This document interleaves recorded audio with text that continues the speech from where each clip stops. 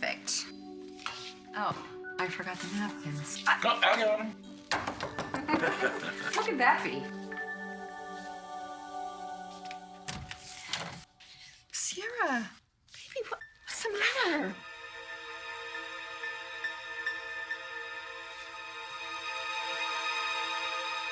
Let me guess. Writing a love poem to your girlfriend. It's from the folks who are gonna inject me with a lethal dose of poison. They want to know what I want for my last meal. Baby, why are you so upset? It's Ben. You must have heard. Heard what? The judge set his execution date. Sierra. I mean, it's not like it came as a shock or anything, but actually having a date set. Anyway, please forgive me for barging in like this. I needed somebody to talk to. I left my mom a ton of messages, but she must be busy working on a case right now. You know that I'm always here for you. Always. I appreciate that, Aunt Kayla. And I am so grateful. I am so grateful for all the work that Justin did to try to exonerate Ben. You know his case better than anybody. Are you sure that there's nothing we can do to try and stop this? Sierra, I wish there were. Given that all of Ben's appeals have been denied and I have no new evidence to present, I'm so sorry. No, you have nothing to be sorry for. You did everything you could. It's actually my fault. It's all on me. How do you say that? I say that because it's the truth. Ben might be a free man right now if I hadn't wasted all that time trying to prove that Victor and Xander killed Jordan and framed Ben for it.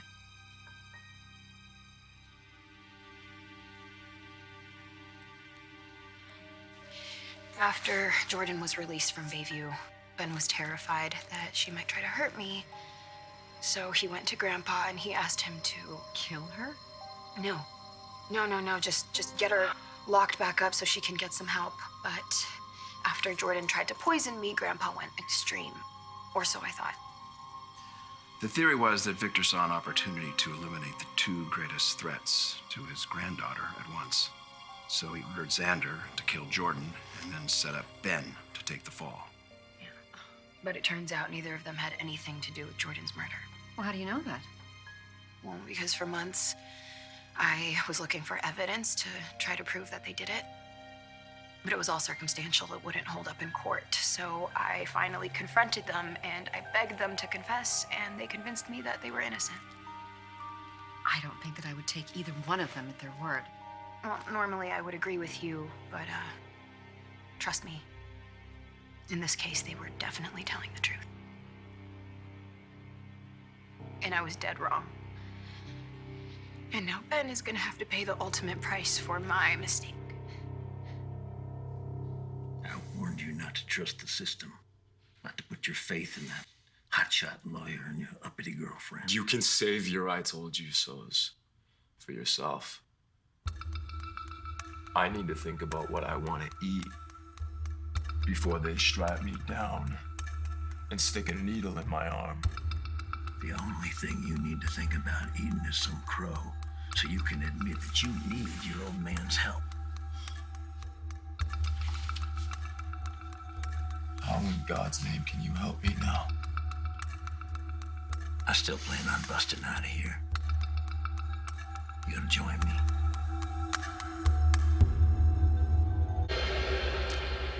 I thought a little sustenance might help. Yes, stay for dinner. Come on. Thank you, Aunt Kayla, but I really have zero appetite right now. How about stay the night? You know, the guest room is already made No, up. Aunt Kayla, I don't have time to sleep. Since my grandpa and Xander didn't kill Jordan, that means her real killer is out there somewhere, and I need to find this person. I need to find them, or else Ben dies. I already told you. I don't want any part of your plan to break out of here. And you remember you were about 10 or 11 years old, and I found out somebody was using my truck for a tractor pull. I was sure as shinola that it was Travis Preston's little kid. But you were so afraid of what I might do to that boy, you stepped up and took the blame. And you knew the truth. And you still whipped my ass anyway. That's right. Made him watch. Yeah. And every time my switch hit your behind, that little twit just laughed his head off. Because he knew that you were a fool for taking his beating. Yeah, Dad, well, lesson learned. I don't think so. Because here you are, about to make the same mistake all over again. Now, you recovered from my little beating. But once a needle goes in your arm, there's no coming back. So you gotta ask yourself, are you willing to let them kill you for something you didn't do?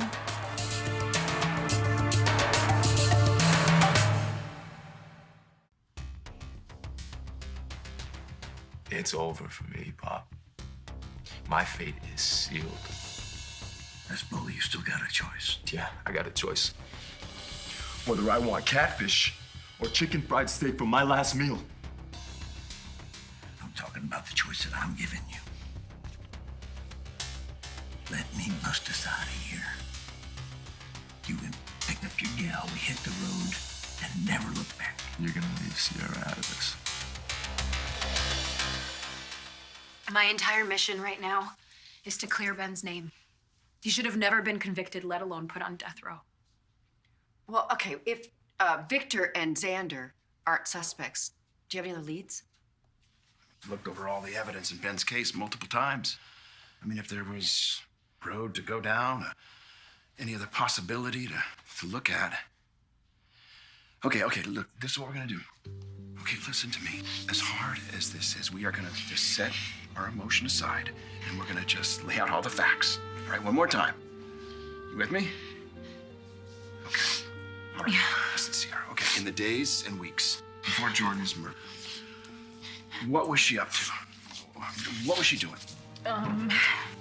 She was here in Salem, trying to save everyone from her crazy brother by framing him for an awful crime. Setting the cabin on fire and almost burning you alive. Yeah, and after I was rescued, she showed up in my hospital room and came after me with a syringe. And that's when they took her to Bayview. Yeah, where she dropped the bomb on Rafe that she had a son. Baby David. And Rafe agreed to be the guardian until she got well. Yeah, except for when they released her, she wasn't really well.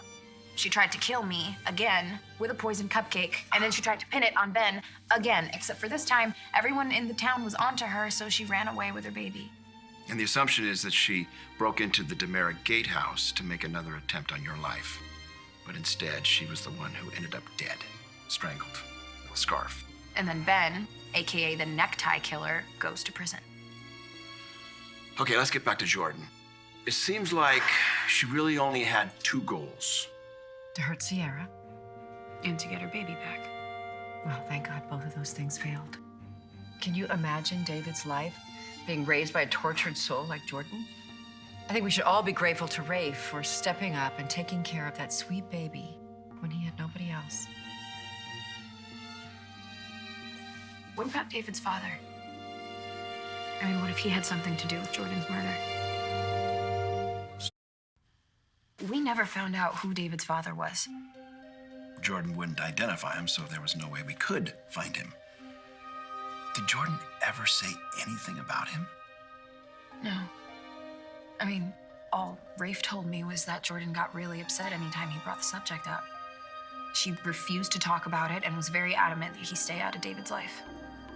Well, I know that Jordan had her baby in California. Do you guys really think that David's father came here to kill Jordan?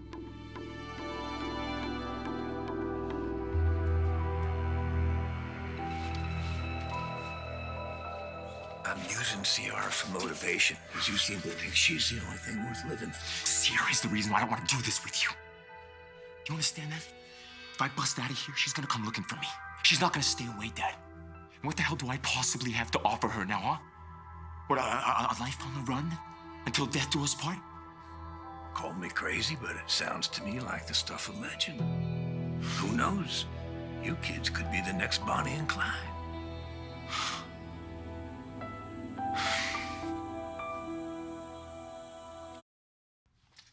There you go. Thank you. We have no idea who David's father is, so we have no idea whether he ever came to Salem, let alone ever set foot in the DiMera gatehouse. Justin, I know it's a long shot, but I mean, given the way that Jordan reacted every time Rafe brought up David's father, there has to be some bad blood between them, right? I mean, a father kept from his child. I mean, that's a possible motive, isn't it? Yeah. It's speculation. Okay, well then, let's find out for sure. I mean, there has to be some way we can track this guy down. Yeah, even if his father is innocent, he might know someone that would want Jordan dead. We may be grasping at straws here. Yeah, but if there's a chance that we can save Ben. Okay. Look, I'll talk to my contacts in California and I'll see what I can find out.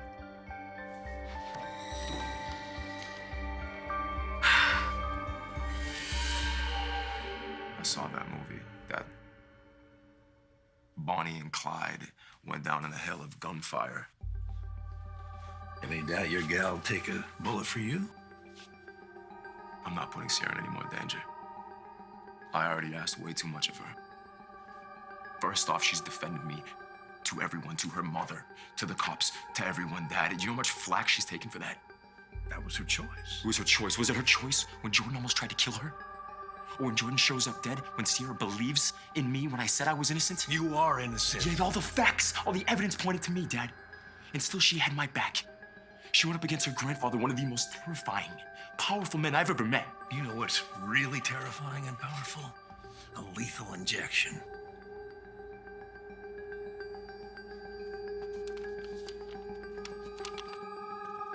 Ciara's done everything she could do to help. I can't ask her to do this.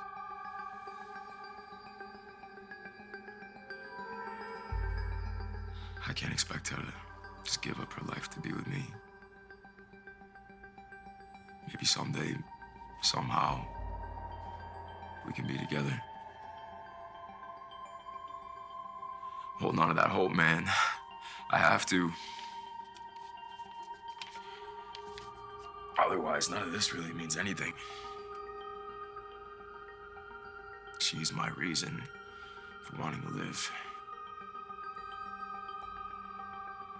But I can't ask her to do this.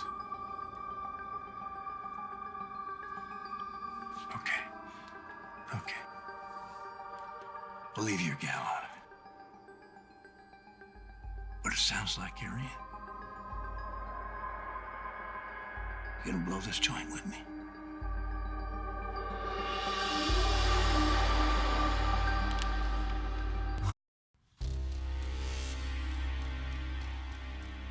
I don't want to die. So you do it.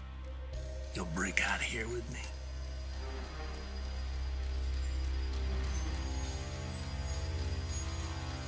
Trust me, son, it's the right decision. In a few days, you'll be a free man. Sitting down to an all-you-can-eat catfish and chicken fried steak.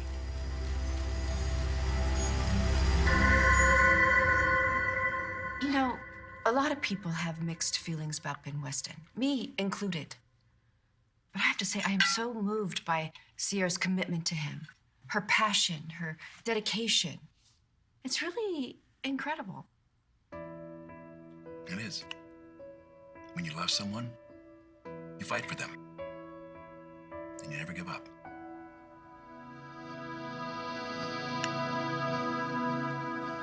Hello? Yes, I will accept the charges. Hey, Ben. Guess again. Clyde? Don't you hang up, girly girl. You and I need to have a little chat.